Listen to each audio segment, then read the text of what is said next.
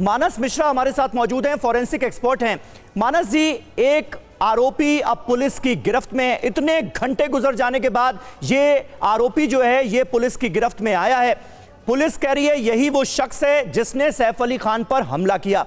अब यहां पर मुझे यह बताइए कि फॉरेंसिक एक्सपर्ट्स का रोल क्या होगा। 2.5 इंच का चाकू का हिस्सा सैफ अली खान की बॉडी से निकाला जाता है और उसका जो बाकी बचा हुआ हिस्सा था वो सैफ अली खान के घर से रिकवर किया गया है। यहां पर फिंगरप्रिंट्स और साथ ही साथ फॉरेंसिक एक्सपर्ट्स का काम कितना महत्वपूर्ण हो जाता है ताकि मिलान की जा सके कि यही वो शख्स था जो सैफ अली खान के घर में हमले के लिए घुसा और ये अब हमारी गिरफ्त में।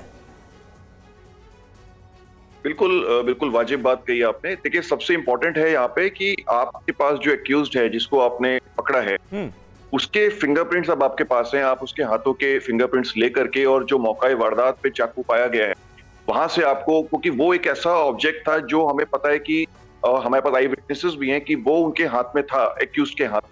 तो वहां से आप फिंगरप्रिंट्स लिफ्ट करके आप जो एक्यूज पकड़ा है इसके 10 उंगलियों से आप मैच कराएं और सबसे पहले तो इस बात की पुष्टि कीजिए कि क्या एक्यूज जो पकड़ा गया है। देखिए, सीसीटीवी फुटेजेस से हमें कई सारे एंगल्स मिल जाते हैं, हमें फेस भी मिलता है, बट कई लोगों के कई हमशक्ल भी होते हैं। तो ऐसा कह देना कि ये वही इंसान है बिना किसी साइंटिफिक एविडेंस के आई थिंक सही नहीं है। तो पहले आप उसको पुष्टि करिए कि फिंगरप्रिंट्स जो है वो मैच कर रहे हैं अथवा नहीं कर रहे हैं। अगर मैच कर रहे हैं तो आपके पास एक बड़ा ही स्ट्रॉन्ग केस हो गया कि हाँ ये वही एक्यूज्ड है जिसने इस पे हमला किया था। लेकिन लगता है आपको कि इसकी पुष्टि की गई होगी उसके बाद इस बात का ऐलान किया गया होगा, क्योंकि ये पुष्टि करने में तो काफी वक्त लग जाएगा। बिल्कुल नहीं। देखिए, फिंगरप्रिंट्स की पुष्टि करने में इतना वक्त नहीं लगेगा। अगर फिंगरप्रिंट्स मिल जाते हैं और वहां पे उसको कोई भी एक्सपर्ट जाता है और वो कंपैरिजन करेगा, वो उसको पता है, तुरंत भी बताया जा सकता है, ऐसी बात नहीं है। लेकिन और मुझे उम्मीद भी है कि पुलिस ने इस बात की पुष्टि की होगी, तभी इस बात को एक्यूज्ड उसको पकड़ा गया और तभी उसको वहां से किसी तरह से ट्रेस किया गया। सीसीटीवी फुटेजेस की जहां तक बात है तो सीसीटीवी फुटेज में हमें सही एंगल कई बार नहीं मिलता, लेकिन fingerprints is a pure science. Fingerprint के जरिए अगर ये साबित हो जाता है कि वो उंगलियों के निशान सेम थे तो इसके अलावा मुझे नहीं लगता कि किसी चीज की और कंफर्मेशन की जरूरत। मानस जी, बड़ी बात आपने बताई, ये बड़े सबूत होते हैं अगर फिंगरप्रिंट्स का मिलान हो जाता है और ये कर लिया गया होगा क्योंकि पुलिस ने डंके की चोट के साथ जो प्रेस कॉन्फ्रेंस की उसमें बताया कि आरोपी कौन है। संजीव जायसवाल जी भी हमारे साथ हैं, डिटेक्टिव हैं आप। संजीव जी, देखिए कई अभी भी सवाल ऐसे हैं जो क्लूलेस हैं, यानी ये कि इसकी एंट्रेंस कैसे हुई, ये फायर एग्जिट से एंटर कर रहा था, सिर्फ एक सीसीटीवी मात्र उसका है अभी पुलिस के पास, लेकिन इसकी एंट्रेंस पर कई सवाल है। इतनी हाई सिक्योरिटी जोन है, सेलिब्रिटी रहते हैं आसपास के रेडियस में, सलमान खान भी रहते हैं, शाहरुख खान भी रहते हैं, तो कैसे हुआ होगा? इसमें अब डिटेक्टिव्स की भी क्या मदद ली जाती है क्लू फाइंड करने के लिए, पॉइंट्स फाइंड करने के लिए कि कैसे एंट्रेंस हुआ होगा?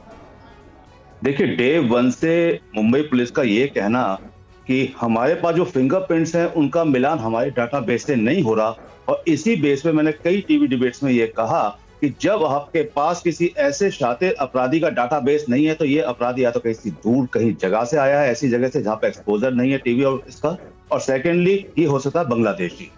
और सबसे बड़ी बात मैंने ये भी शुरू में कहा था कि जब तक कोई पुलिस स्टाफ ये एस्टैब्लिश नहीं करेगा कि एंट्री कैसे हुई, जो अभी तक पुलिस ने नहीं बताया है, वो अपने आप में बहुत इंपॉर्टेंट है।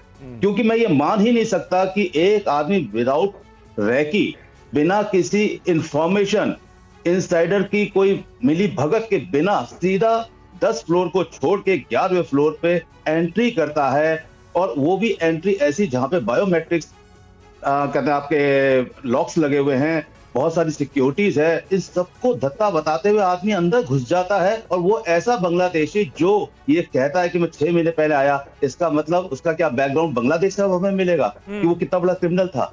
हमारे पास ये इंफॉर्मेशन बहुत जरूरी है कि वो देश में कब आया, कहां से आया, कब उसने एंट्री करी, इतने दिन वो कहां रहा, जब उसने एंट्री करी अपने हमारे देश के अंदर और जब उसने अटैक किया सैफ अली के बीच में, इस बीच में जितना भी समय है, इस समय के बीच में वो कहां कहां रहा, किस किस के साथ रहा, किस किस से मिला, क्या उसकी मूवमेंट्स हैं, ये सारी की सारी बातें इन्वेस्टिगेशन की हैं।